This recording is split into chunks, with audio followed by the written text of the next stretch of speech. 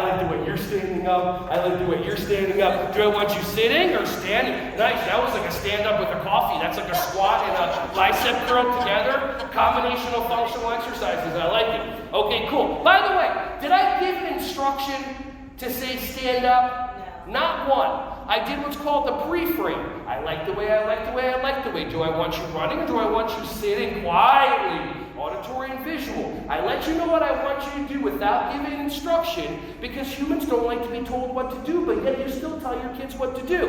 What if you're having an argument with your significant other and they tell you, honey, relax? You immediately go, oh, thank you, let's continue the conversation, right?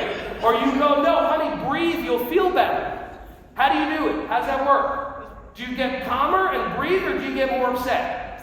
But then you're the one in front of your kid when they're doing the fake crying, and they figure it out, the fake tears come, and you're with the kid going, relax, take a breath, calm down, there's a tour coming, I need this job, calm down, right? Hey everyone, thank you so much for watching my videos. Ron Schwally here. Just wanted to say I appreciate you. Feel free to like, subscribe, and click on the bell if you want to see more videos coming your way to be alerted.